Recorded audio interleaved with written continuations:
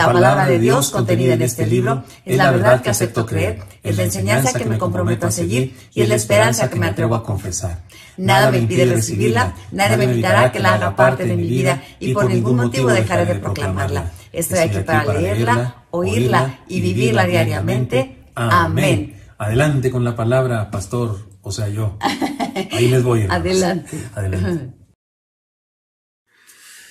Amén. Qué bendición que podemos estar juntos, cantando juntos, orando juntos y ahora estudiando su palabra bendita juntos para recibir de ella lo que Dios tiene para nosotros hoy. Seguimos con la serie de sermones, recuerdan, vivir o morir, pero estamos pensando, por supuesto, en la vida. Hemos escogido vivir y el día de hoy este es el título del sermón. Vivir en Cristo significa tener éxito. Sí, de eso quiero hablarles, hermanos, de tener éxito. Pero esta no es una conferencia de superación personal como esas que hay en algunos lados, que tú puedes ser alguien en la vida y tú tienes éxito. Voy a hablarles del éxito de la palabra del Señor. De hecho, el título de este sermón podría llamarse de otra manera. Podría llamarse Ganando como siempre, o podría llamarse No hay pierde, o podría llamarse El éxito me persigue y yo me dejo alcanzar. Porque de eso nos habla el apóstol Pablo en este pasaje que estamos estudiando, ¿recuerdan? Estamos estudiando la carta del apóstol Pablo a los Filipenses. Por eso conviene entonces que interpretemos, o más bien que analicemos la palabra éxito. Viene del latín, la palabra que usamos en castellano viene del latín exitus, que significa salida, así como en inglés exit, salida. Eso significa la palabra simplemente. Pero actualmente se usa como para referirse al resultado satisfactorio final de un proyecto. O sea, salimos avante, salimos. Algunos dicen que significa también algo así como sobresalir, como estar por encima de, pero la verdad es que el significado así más simple de la palabra éxito es el siguiente: resultado satisfactorio y final de un proyecto. Te propones un proyecto, planeas tal cosa y lo logras tal como lo planeaste, pues eso es éxito. Saliste avante o saliste del embrollo o lo que tú quieras. Pero en el griego hay una palabra que también significa salida. Y curiosamente esa es la palabra que se utiliza en la Biblia, incluso en el Antiguo Testamento, que fue traducido al griego. Es una palabra que es la palabra Éxodos, de donde viene el nombre del segundo libro del Antiguo Testamento, que es el Éxodo. Y también significa salida, igualito que en el latín. Esta palabra significa salida en el castellano. Así que podemos decir que la definición bíblica, la definición histórica, la definición práctica de la palabra éxito la podemos encontrar en la Biblia de una manera muy gráfica. Por eso digo que es una definición histórica, vivencial. O sea, si alguien me pregunta ¿cómo se define éxito en la Biblia? Está muy fácil, significa éxodo. En la Biblia la palabra éxito es la palabra éxodo. Así es que podemos de una manera gráficamente entender qué es el éxito. La Biblia nos habla con el Éxodo de la milagrosa experiencia de la salida del pueblo hebreo de la esclavitud en Egipto hacia la tierra prometida. O sea que Dios se propuso un plan para su pueblo. Y su plan era llevarlo a la tierra prometida. Y entonces les dio éxito, les hizo salir del embrollo, salir del problema y llegar a la tierra prometida.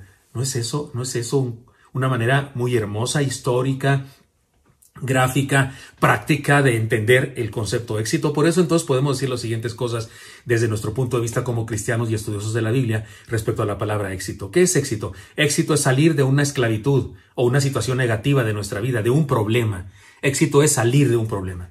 Podemos decir de una segunda manera, éxito es caminar hacia la tierra prometida de nuestra vida, caminar hacia allá donde queremos llegar, caminar hacia allá donde Dios planeó que llegáramos. No sé, póngale que usted lo que quiera. La tierra prometida es el símbolo, es una metáfora de la salvación, de la vida eterna, del estar con Dios, de la vida que Dios nos ofrece, nos promete. Entonces usted y yo podemos decir muchas cosas con respecto a eso, que es la palabra éxito, que es la palabra éxodo también. Podemos decir otra cosa, éxito es realizar nuestra misión en la vida, porque Dios le dijo al pueblo que salieran, y ellos realizaron en obediencia a Dios aquella salida y eso fue exitoso. Y también éxito es obedecer y cumplir la voluntad de Dios, porque era la voluntad de Dios que su pueblo dejara de ser esclavo de Egipto y llegara a la tierra que había preparado para ellos, que les había prometido, que incluso se le había dado ya al padre de todos ellos, Abraham. Ahora, esta definición es importante, porque como ya dijimos, el pasaje que hoy nos ocupa nos habla del éxito precisamente. Leamos juntos entonces la palabra del Señor y veamos qué es lo que nos dice, porque aprenderemos de ella cosas maravillosas.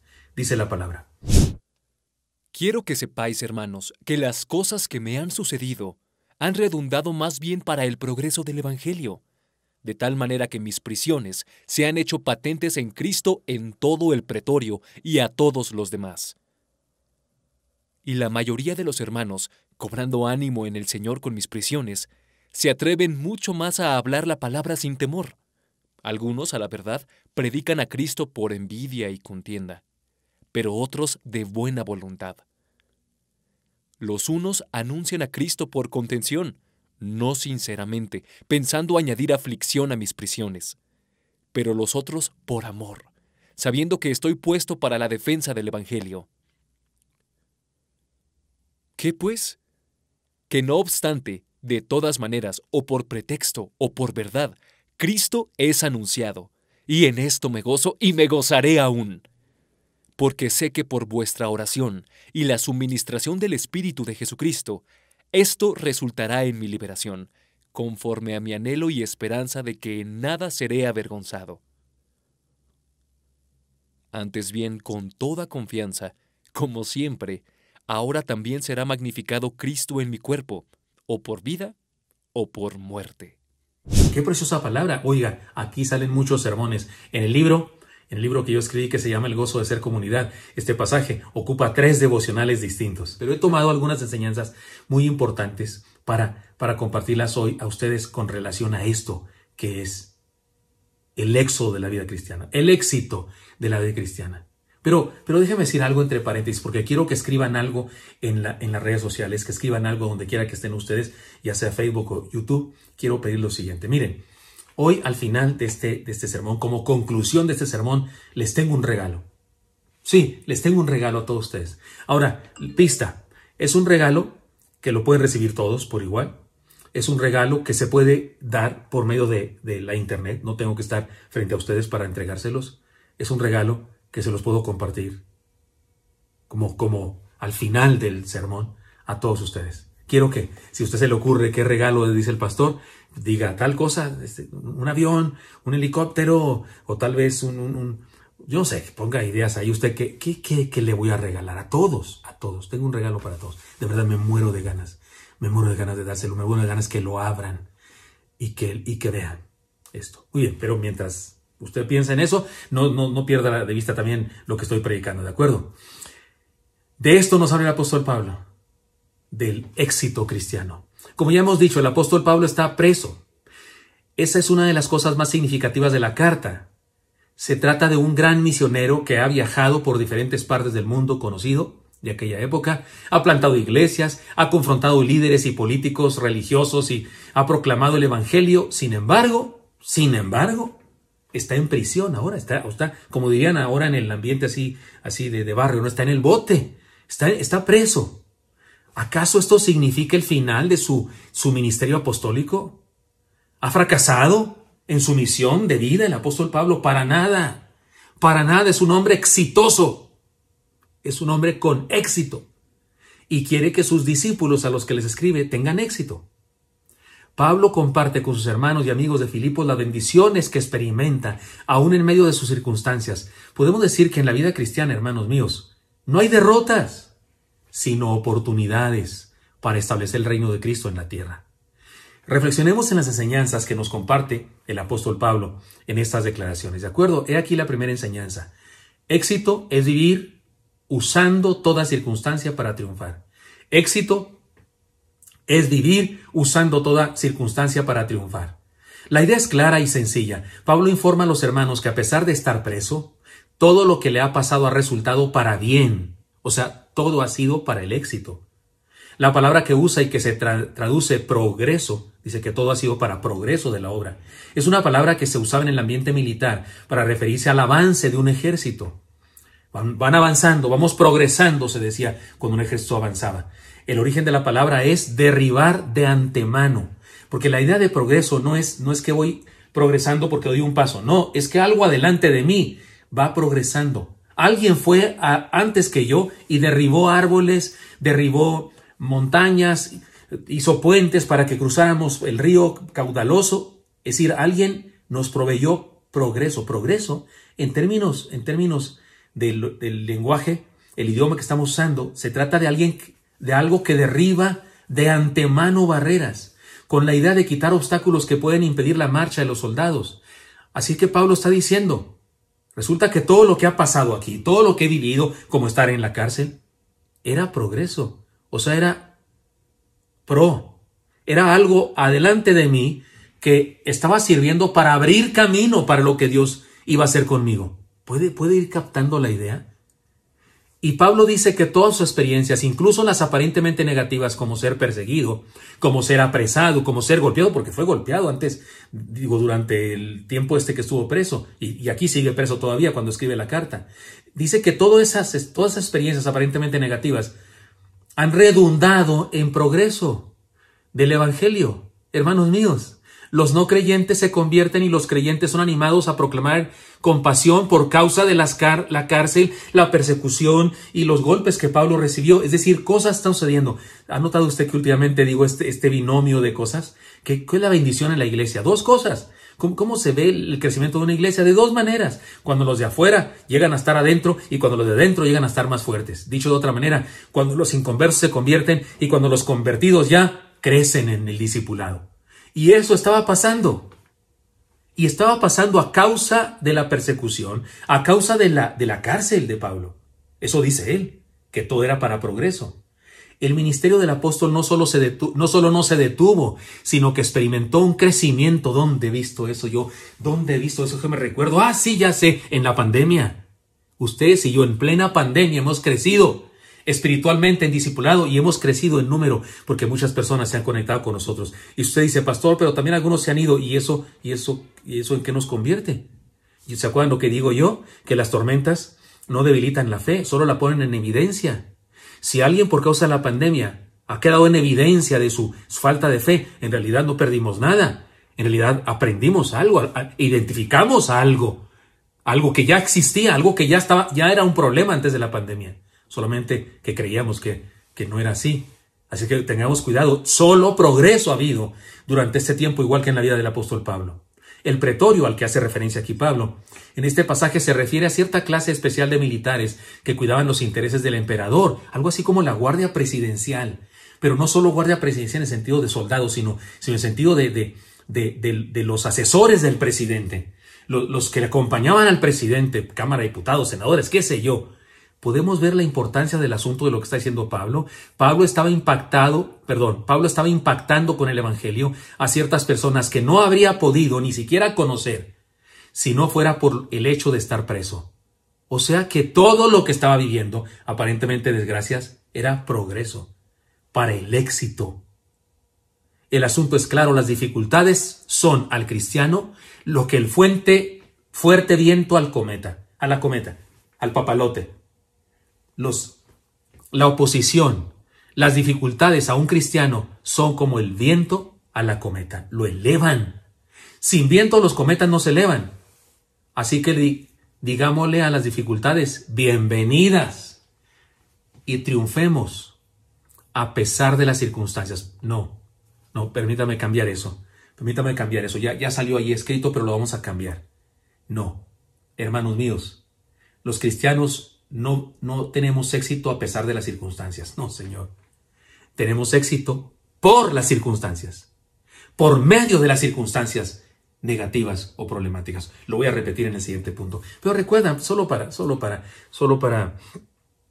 recordarlo, para dejar este punto bien claro. ¿Se acuerdan aquella historia? Yo mismo le he contado aquí con ustedes de la niña que quería una media docena de tulipanes. Papá, ¿me traes unos tulipanes en mi cumpleaños? Y el papá no sabía qué tan difícil era conseguir tulipanes y se esperó hasta el último día cuando salió del trabajo. Fue para llegar temprano a la fiesta de cumpleaños de la niña, pero fue a la florería y no había tulipanes.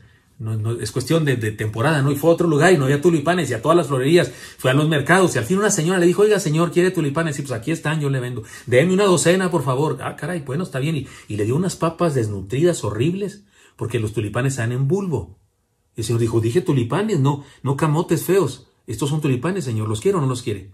Bueno, sí, está bien. Y los envolvió en papel periódico, se los llevó a su niña envueltos en una caja de regalo, una bolsa de regalo. Cuando la niña recibió el regalo, dijo, ¿qué trae mi papá aquí? ¿Tulipanes en caja? No abrió ese regalo hasta que ya se habían ido todos y cuando finalmente lo abrió se desilusionó, encontró una burla. Esto es una burla, papá, me diste una cosa horrible.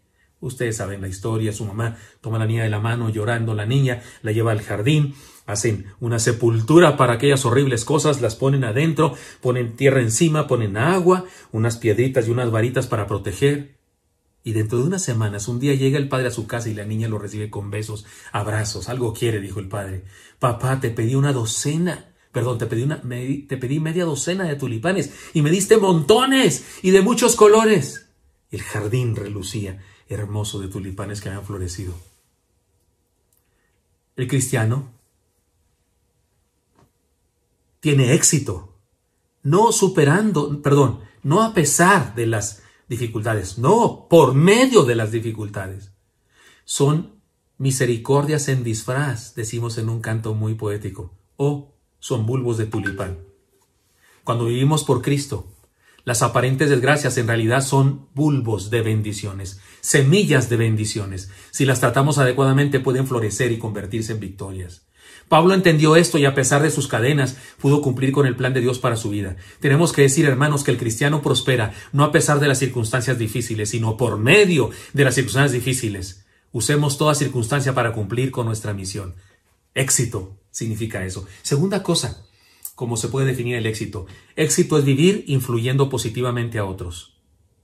Por si todo lo anterior fuera poco, que no lo es, pero por si fuera poco, Pablo nos cuenta una bendición más. No solo había podido compartir el evangelio con personas importantes, de la corte del emperador, por ejemplo, sino que los cristianos habían cobrado ánimo y todo a causa de su situación. ¿Se acuerdan otra vez el binomio que he estado manejando últimamente? Los inconversos son impactados por el evangelio y los cristianos son animados, discipulados, enriquecidos, acrecentados. Pablo dice eso, que no solamente había tenido la oportunidad de compartir e impactar el corazón de personas importantes de la corte del emperador, sino que también nos dice que su testimonio, lo que le estaba pasando, había redundado en ánimo para los cristianos. Se atrevían más a predicar el evangelio. Cuando vivimos por Cristo, hermanos, las bendiciones se convierten en una cadena que crece y se comparte de vida en vida y vida en vida y más y más. Cuando usted y yo vivimos ese éxito verdadero en Cristo, impactamos a otros y cristianos son animados y más y más. No impidamos las bendiciones renegando de las tribulaciones. No seamos de esos, hermano, por favor, que nos quejamos de las tribulaciones. ¿Por qué a mí, Dios? ¿Por qué? Si un día se le ocurre a Dios contestarnos la guarapeta espiritual que nos pone. Porque si queremos preguntarle ¿con qué derecho tengo yo a decir que no me merezco tal o cual cosa si me merezco el infierno? Porque después, Señor, no me merezco eso, Señor, ¿qué nos merecemos de lo que Dios nos da? Nada. Es por pura gracia. No perdamos de vista el concepto gracia y el concepto misericordia. Dios nos da lo que no merecemos, gracia. Dios nos evita lo que merecemos, misericordia. No impidamos las bendiciones renegando de las tribulaciones o cosas difíciles que nos acontecen. Dejemos que Dios nos perfeccione y nos haga crecer a causa de las aventuras de fe que experimentamos. Hermanos, enfrentemos las dificultades y dejemos que Dios nos enseñe, nos bendiga, nos rescate, nos perfeccione y use nuestra experiencia para influir y bendecir a otros. Porque cuando usted y yo tenemos éxito en medio de las dificultades, tenemos el éxito verdadero, de lo que significa que estamos estudiando, entonces podemos impactar a otros. ¿Se acuerdan? Me lo contó Eli. Yo he visto las películas de Toy Story, pero no hay algunas cosas que no recuerdo, y esto lo encontré de Eli, lo aprendí de Eli, en una reunión que tuvimos los pastores. En una de las películas de Toy Story, recuerdo, no sé cuál, la 3 o no sé cuál es, pero resulta que Andy, el dueño de los juguetes, recuerda, hay un niño humano y hay unos juguetes que tienen vida y demás, y el niño de los juguetes, Andy, ya ha crecido, ya es un jovencito, ya no juega tanto con ese tipo de juguete, y entonces los pone todos en una bolsa, porque los quiere guardar, conservar, porque los quiere mucho, porque le significan mucho por toda su infancia. Pero la mamá de Andy cree que ya no los quiere y que los va a tirar a la basura, y los lleva a la basura. Y entonces todos están muy tristes, desilusionados, porque sienten que Andy no los quiere.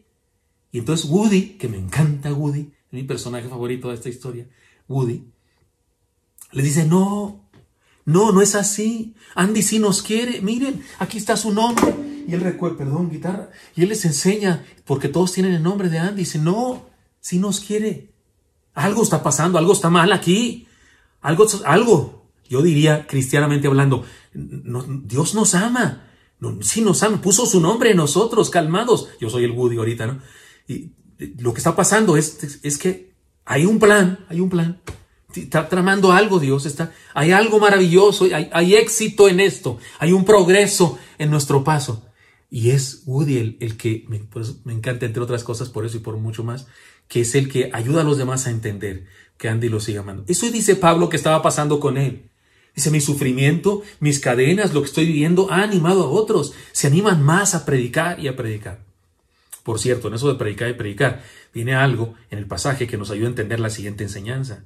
Éxito es la victoria del trigo sobre la cizaña. Eso también es éxito, la victoria del trigo sobre la cizaña. Estoy haciendo alusión a una parábola que el Señor Jesús contó de aquella vez que un hombre sembró trigo en su tierra, pero vinieron los malos y sembraron cizaña. Y luego creció junta y lo dijeron los labradores, pues, Señor, ¿qué hacemos? ¿Arrancamos la cizaña? Y él dijo, no lo hagan porque arrancarán el trigo también. Recuerden, la cizaña y el trigo se parecen un poco, especialmente cuando están recién nacidos, y además se entrelazan sus raíces, saca la cizaña y se viene el trigo también y no hay fruto. Y dijo el Señor, no, en la siega que se distingan bien trigo y cizaña, en la siega que cosechemos todo, separaremos la cizaña del trigo. Y Pablo habla de eso acá, no refiriéndose a la parábola en sentido estricto, pero dice lo siguiente, dice que también hay algunos que predican por egoístas, que predican por mercenarios, predican por cuestiones económicas y que hablan en contra de él y que quieren añadir dolor a sus prisiones. Y entonces me parece que también podemos decir que éxito, de acuerdo con este pasaje, es la victoria del trigo sobre la cizaña. No todo era miel y dulzura en las comunidades de fe de aquella época, no eran perfectas las comunidades de fe de aquella época. De mismo modo que existían cristianos que se animaron y cobraron fuerzas ante el encarcelamiento de Pablo, porque Pablo influyó en ellos para bien, también tenemos que reconocer que había otros que se alegraron por las pruebas que Pablo estaba pasando y realizaron acciones malintencionadas en contra del apóstol. La manera como Pablo describe sus acciones nos hace entender que sus intereses eran partidistas. Digamos que aprovecharon la imposibilidad del siervo de Dios para reforzar sus posturas personales. Aprovecharon que estaba preso para ellos crecer en sus liderazgos y para tratar de echar tierra sobre el liderazgo del apóstol. Muy seguramente se trataba de aquellos que instaban a los creyentes a regresar a la ley. Eran los legalistas, los tradicionalistas judíos, que se habían convertido supuestamente, pero que creían que debían seguir todas las tradiciones judías, incluso los gentiles, los cuales no tenían historia judía, no eran descendientes de judíos. Por lo tanto, veían en Pablo un peligro, especialmente porque Pablo enfatizaba la gracia. Y Pablo no exigía que todos se circuncidaran, no exigía que todos cumplieran los rituales judíos, no, porque él sabía que no tenía que ser así. Ahora bien, las cosas no han cambiado mucho. Tristemente, el día de hoy hay cristianos que se oponen a los siervos de Dios y combaten contra ellos, si lo sabré yo, si no lo sabré yo. Y se oponen a los siervos de Dios no con la fuerza de la razón, sino con la razón de la fuerza del rumor, el poder del chisme, la estrategia del escarnio en Radio Pasillo o en el lavadero del Zoom y en el anonimato de las redes sociales. Porque hay quienes no son valientes como para buscarte y hablarte de frente y decirte lo que según ellos está haciendo mal, sino que en un acto de cobardía mayúsculo lo publican en las redes. Digo yo, ¿por qué no hablan cara a cara como en el viejo este, no? Pistola en mano. ¿Cuál es la frase que más se dice en el viejo este? ¿Cuál es la frase que nunca se diría en una película de viejo este? ¿Cuál sería la frase que nunca se diría? Oiga, hay suficiente espacio para usted y para mí en este pueblo. Eso nunca se diría, ¿no? Porque en todo duelo se dice, no hay suficiente espacio para usted y yo en este lugar. ¿Por qué no se enfrenta, no? No digo a golpes, no. Pero oye, es un rufián de primera. Pastor, usted es un patán de primera. Pastor, usted es un mentiroso. Y da chance de defenderme y a lo mejor tiene razón y me arrepiento, o a lo mejor el que tiene razón soy yo y entonces él se arrepiente, pero no, utilizan la razón de la fuerza bruta, pues estoy hablando de eso. Algunos son esa clase de gente que se incomoda ante la renovación y sufren porque están acostumbrados a sus tradiciones y costumbres del pasado. Otros se incomodan por la proclamación de un evangelio verdadero porque están inundados de herejías, de humanismo y de las ideologías. Hay gente, yo sé de nuestra iglesia, que se ha ido de nuestra iglesia porque les molesta que hablemos en contra de las ideologías.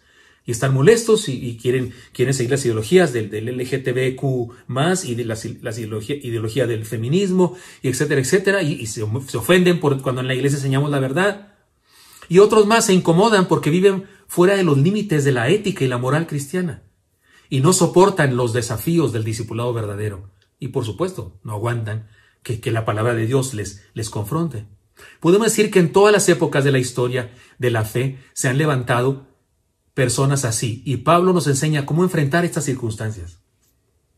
Pablo se refiere a ellos con una palabra que significa mercenarios. Dice, algo quieren, están buscando conseguir algo. En ocasiones poder, en ocasiones prestigio, en ocasiones fans, ¿no? Cosas así, o dinero incluso. La comunidad de fe cristiana es tan plural que las diferencias son inevitables, necesarias y de alguna manera útiles. Pablo dice que son útiles las diferencias. A Pablo no le molestaba demasiado que los legalistas compartieran sus ideas, pero sí le parecía inadecuado que lo hicieran con el afán de competencia o como claramente lo dice, pensando añadir aflicción a mis prisiones. Esto es lo único que a Pablo le molestaba, su intención. Quieren añadir aflicción a mis prisiones. Sin embargo, el apóstol se alegra de que de todas maneras el evangelio se ha predicado. Dice, pues que prediquen, que lo hacen por interés, pero si predican ya con eso tenemos, ¿no? Dice Pablo, tiene una actitud muy positiva. Podemos decir que dentro de las críticas, burlas y detracciones de que se constituyen nuestros enemigos, hay 3 bendiciones. Mire, 3 bendiciones de la cizaña. 3 bendiciones cizañosas. O sea, los que son cizaña. ¿Conoce usted a alguien que se le nota que es cizaña? Pues alguien que es cizaña, ¿qué cree? Bendice a los cristianos. Le voy a decir las maneras como la cizaña bendice al trigo. Número 1, nos ayuda a reconocer que no somos ni valemos nada y que todo es por gracia de Dios. Cuando alguien habla mal de mí y dice peste de mí, ¿sabe qué yo digo? Pues tiene razón. Pues ¿qué vamos a hacer? Si alguien dice, no, es que el pastor Gilberto es un pecador. Pues ni modo que yo diga, no soy pecador. No, pues sí soy. No, porque el hermano Gilberto Gutiérrez no ha conseguido nada por su esfuerzo. Todo se lo ha dado Dios. Pues amén, digo yo 1000 veces, amén, amén y amén. Por supuesto que sí. Entonces, primera cosa que hacen los cizañosos, los chisme caliente, nos ayudan a entender que no valemos tanto por nosotros mismos, sino por la gracia de Dios, y nos lo recuerdan. Digo, no nos hacía falta que nos lo recordaran tanto, ni de manera tan horrible, no nos hacía falta, pero ya que nos lo recuerdan, pues está bueno poner atención a eso, ¿no? Yo sí pongo atención a eso, y cuando alguien dice peste de mí, pienso, qué bruto, si supiera que soy peor que lo que él piensa, porque él está mencionando algunas de mis cosas, pues que yo pienso que no son tan malas, tengo otras peores y él ni sabe, y ni se las voy a decir tampoco, porque no le voy a dar fuerza de proporción a chorro a las cucarachas, ¿verdad? O a los alacranes, no, señor. Pero nos bendicen al ayudarnos a reconocer quién somos. Segunda cosa que es bendición de la cizaña para el trigo. Nos ayudan a saber que algo estamos haciendo bien y para la gloria de Dios. ¿Sí? ¿Cómo? Si dicen pestes de nosotros. Como dice el poema Ladran, hay un poema que se llama Ladran, de Johann Wolfgang Goethe se escribe Goethe, en donde surge una frase que equivocadamente se atribuye al Quijote de Cervantes. Pero acuérdense que yo soy fanático del Quijote de la Mancha de Cervantes Saavedra y sí lo he leído todo, y en ninguna parte del Quijote aparece esa frase que se le atribuye a Don Quijote, pero es un error más o menos histórico y cultural. Pero en este poema de Goethe sí aparece esa frase. Les voy a leer una de las partes del poema. Dice así este poema: en busca de fortuna y gozo, siempre hay quien atrás nos ladran. Ladran con fuerza. Quisieran los perros del potrero por siempre acompañarnos. Pero sus estridentes ladridos solo son señal de que cabalgamos. Se atribuye a Sancho Panza y Don Quijote, que le dice Sancho Panza a Don Quijote: maestro, señor mío, pero ladran los perros. Y que Don Quijote le dice: sí, Sancho, señal de que andamos. Ahora, está linda esa frase, pero no aparece en el Quijote, pero sí aparece en el poema de Goethe. Pero de cualquier manera sigue siendo la misma idea. Es una bendición que nos conceden los cizañosos cuando hablan mal de nosotros. ¿Sabe por qué? Porque nos ayudan a entender que algo estamos haciendo bien. Si no hacemos nada, si no valemos nada, si no logramos nada, pues ni quien diga nada de nosotros. Pero cuando tenemos éxitos en el Señor es cuando hablan o ladran los perros. Y en tercer lugar, Otra bendición, nos arrojan a los benditos brazos del Señor, porque los golpes y las heridas nos hacen buscar con más pasión a nuestro amante Señor, y nuestras lágrimas nos limpian el corazón para verlo mejor. Oiga, qué bendición. Gracias, gracias, cizañosos, gracias, chismosos, gracias, esos cobardes que escriben cosas contra ti en el Facebook o no sé dónde, o le hablan a espaldas de ti. Dale gracias a Dios por ellos, porque finalmente sus heridas nos arrojan a los brazos del Señor buscando auxilio, consuelo y sanidad. Dejemos que Dios nos use como trigo que fructifica.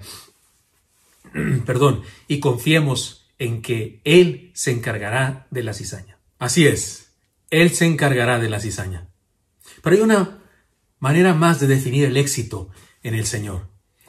Éxito es vivir y morir en libertad. Pablo nos permite ver una culminación hermosa de la fe. Él sabe que pase lo que pase será liberado. Pablo está absolutamente seguro que pase lo que pase, y nótese que estoy diciendo pase lo que pase, lo cual es una expresión que habla de un absoluto. Pase lo que pase, él será liberado. Sin embargo, su concepto de liberación no es la simple idea de salir de la cárcel, no señor. Si leemos todo lo que dice, podemos entender lo que quiere decir con ello. Su concepto de liberación es algo mucho más alto que no tener cadenas en las manos y los pies. Su concepto puede definirse primeramente de la siguiente manera. Hermanos, ser libre es saber que Dios está cumpliendo su propósito en nuestra vida y por medio de nuestra vida. Eso es ser libre. Saber que Dios está cumpliendo su propósito en nuestra vida y por medio de nuestra vida bendiciendo a otros. Eso es libertad y no tonterías.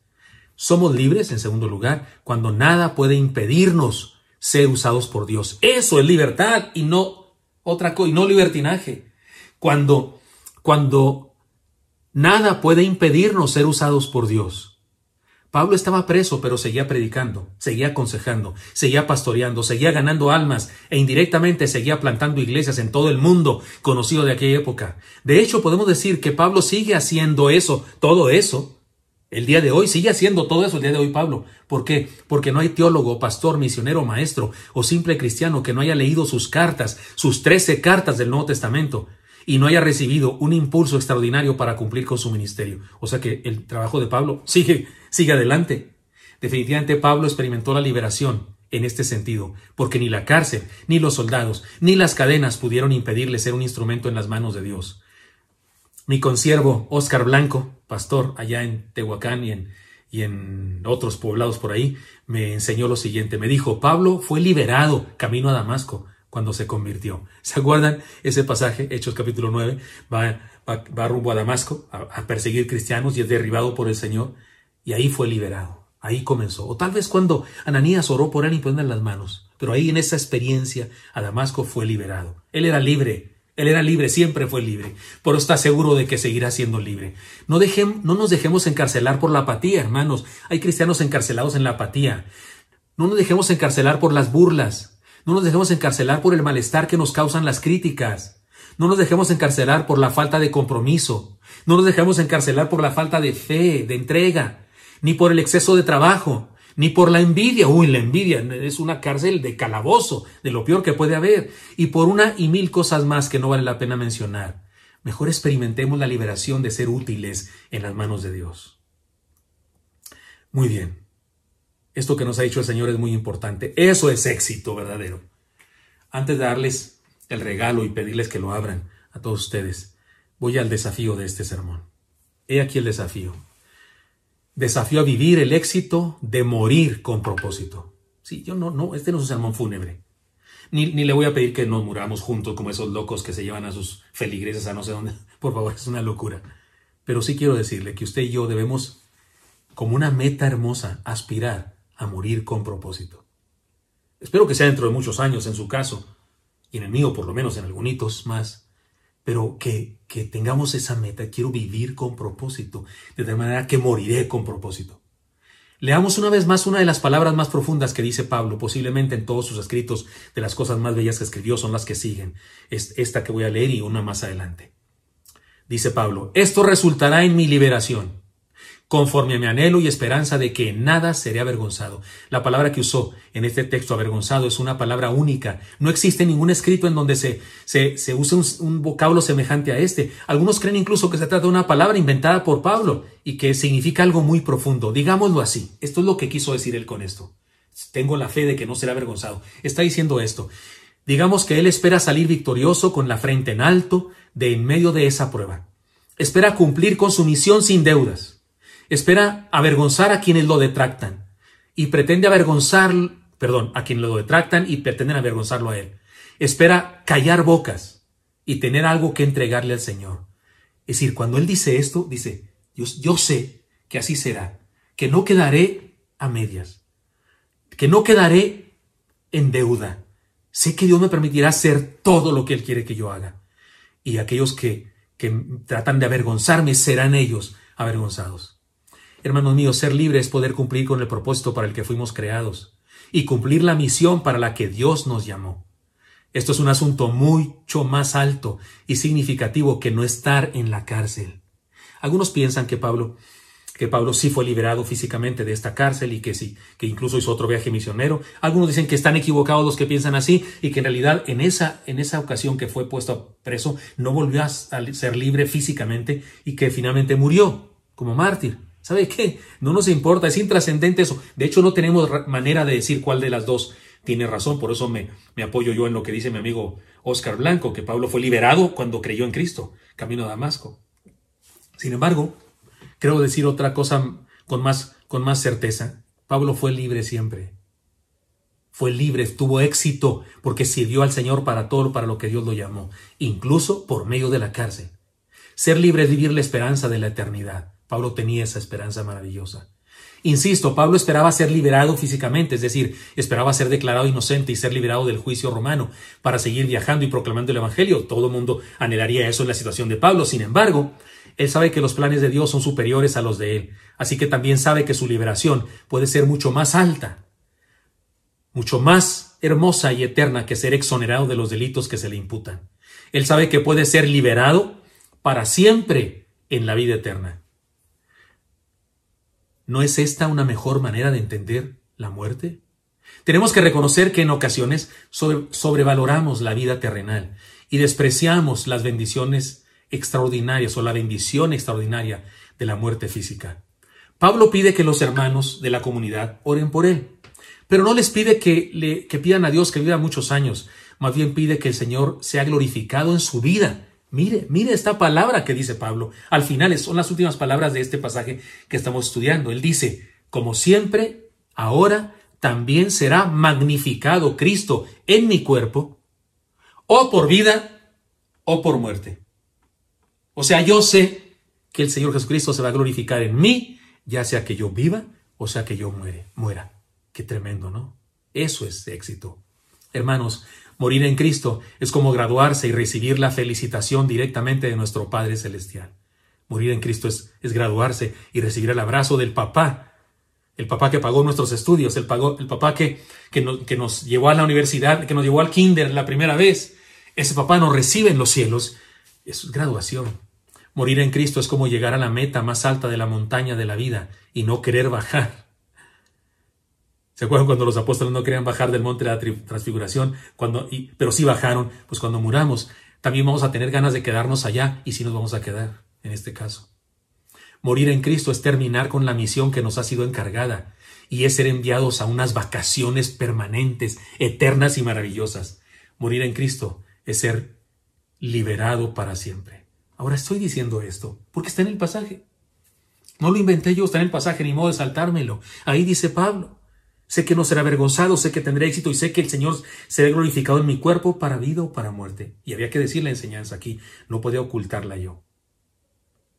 Y creo que es pertinente para nosotros, porque enfermamos y porque esta pandemia nos amenaza de muerte y porque hemos tenido seres queridos que ya se graduaron. Tenemos seres queridos que ya culminaron su vida y que el Padre Celestial ya los recibió con abrazos.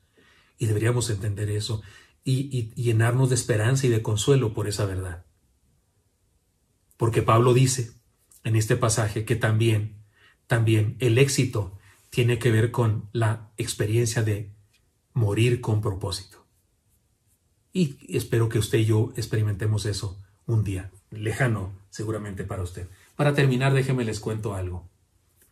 Usted sabe, en la época de los nazis, de Hitler y todo eso, los judíos fueron perseguidos severamente más que cualquier otra raza. Y se cuenta de un papá y su hijo que estaban presos en un campo de concentración, sufriendo atrocidades. Y que el hijo eran creyentes en Dios, creyentes en Jehová de los ejércitos. Clamaban a Dios, recitaban salmos y oraban al Señor. Pero el hijo le dijo al papá, un poco así como desilusionado, le dijo: papá, ¿acaso hay algo peor que esto que estamos viviendo? Dime tú, ¿hay algo peor que esto? Y el papá le dijo a su hijo: sí, hijo, hay algo peor que esto. ¿Qué, papá? ¿Qué es peor que esto? De los alemanes nos castiguen, nos insulten, nos digan de todo y nos ofendan. ¿Qué es peor que esto, papá? Y el papá le dijo a su hijo: sería peor si nosotros fuéramos uno de ellos. Eso es peor, hijo. Yo puedo añadirle, es verdad. Eso es peor que cualquier cosa. Tener confianza en Dios, creer en Dios, sufrir porque creemos en Él, sufrir porque tiene un plan para darnos alguna bendición muy grande. Es una bendición. Lo peor que nos podría pasar es ser de los malos, es ser de los que persiguen. Ser de los perseguidos es mucho mejor que ser de los que persiguen. Es una bendición mucho más grande. Cuidado con eso, entendámoslo bien. Hermanos míos, morir en Cristo es más grande, es el más grande éxito que podemos tener. No estoy diciendo que muramos ahora, no, pero vivamos en Cristo para un día tener derecho también de morir en Él. Así que, hermanos míos, sí, vivir en Cristo es tener éxito. Vivir en Cristo es tener una vida exitosa. Y hermanos, si has creído en Cristo, si has creído en el Señor, si le has entregado tu vida al Señor, tú eres exitoso. Lejos de cualquier otro concepto de éxito que puedan decir los promotores de la superación personal, algunos de los cuales se dicen cristianos también. Mucho más es éxito. No tiene que ver con carros, con vestimenta de lujo, no tiene que ver con casas grandes. Éxito tiene que ver con una experiencia personal de conocer a Dios a través del Señor Jesucristo. Aquí el apóstol Pablo nos lo dice. Y yo creo que todos ustedes, hermanos, que han creído, son personas con éxito. Y por eso preparé un regalo para ustedes. Quiero compartírselos. Después de los sermones, en todos los cultos, después de los sermones, viene un canto. Esta ocasión no. Esta ocasión lo que viene es mi regalo. Quiero pedirles que reciban este regalo. Porque ustedes, hermanos, porque han creído en Cristo, miembros de Oreb y cualquiera que se conecte a nosotros, porque has creído en Cristo, tu vida es una vida exitosa. Eres un héroe, una heroína. Por favor, compartan en mi nombre y en el nombre del Señor el regalo que he preparado para todos. Adelante. Si alguien preguntara qué es lo más valioso, lo más importante, lo que más alegra el corazón de un pastor, como pastor, ¿verdad? En su profesión de pastor, pues después de Dios, el que nos llamó para el pastorado, sin duda que lo que más nos alegra, lo que más nos bendice son las ovejas, por supuesto. Y me bendicen hasta hacerme llorar. Cuando nos reunimos presencialmente recientemente, aunque después interrumpimos otra vez, me hicieron llorar todos aquellos que estuvieron en el culto y los que sé que no pudieron venir, pero que están en su casa y que están luchando en esta vida, en este mundo, que van al trabajo, que andan en metro, que en pecero, que se esfuerzan, que siguen gastando su vida y manteniendo a sus hijos, a su esposa, a su esposo, que siguen haciendo lo que tienen que hacer porque hay que seguir adelante en el nombre de Cristo Jesús. Y entonces Dios puso en mi corazón que debía decirles algo desde mi corazón de pastor, que los amo, que les admiro, que creo que son héroes en el Señor, que son héroes en Cristo. La Biblia dice que esto es nuestra victoria, lo que ha vencido al mundo es nuestra fe. Y ustedes todos, hermanos, son héroes. Compuse esta canción para todos ustedes, ovejas de la Iglesia Bautista Oreb y de otros lugares que se conectan con nosotros, todos ustedes, hijos de Dios, discípulos de Jesucristo, que siguen adelante en la vida a pesar de lo que sea, son héroes. Y les dedico esta canción con todo mi corazón.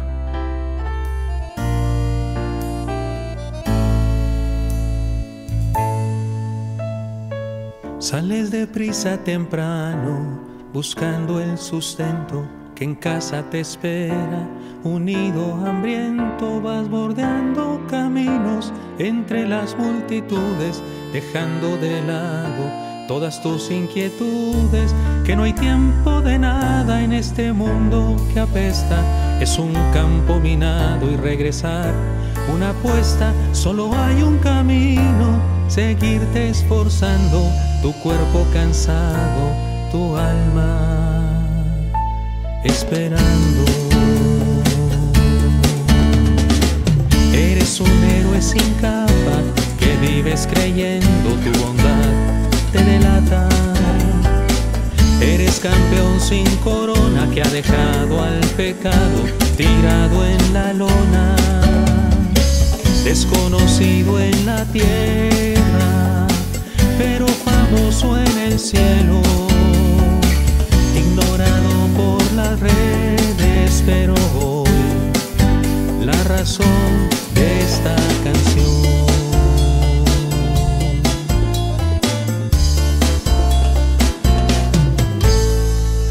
Tienes el cuerpo marcado de heridas y sangre, has soportado dolores, carencias y hambre. Llena llevas el alma de ilusiones rotas, pero más de esperanza y de oraciones no pocas, pues te sabes llamado más que vencedor.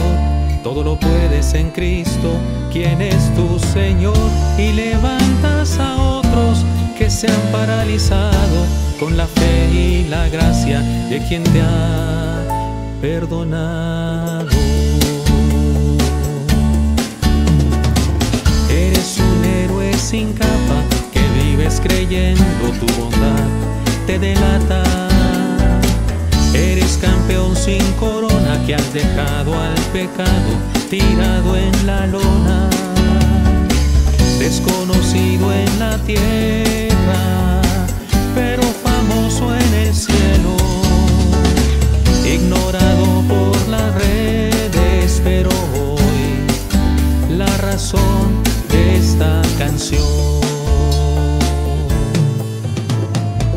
Y tu mujer que has tenido, tu vientre inflamado de una vida que surge, que Dios te ha regalado, heroína de todas las batallas que ha habido. Defendiste a tu hijo antes de haber nacido. Todos son superhéroes de un largometraje, que van por la vida sin capa y sin traje. Y un día glorioso han de escucharlo a él decir: bienvenido, ven buen siervo y fiel. Eres un héroe sin capa, que vives creyendo tu bondad te delata. Eres campeón sin corona, que ha dejado al pecado tirado en la lona. Desconocido en la tierra, pero famoso en el cielo. Ignorado por las redes, pero hoy la razón de esta canción.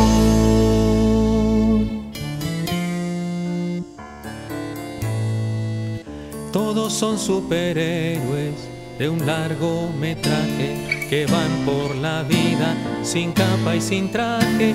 Y un día glorioso han de escucharlo a él decir: bienvenido, ven buen siervo y fiel.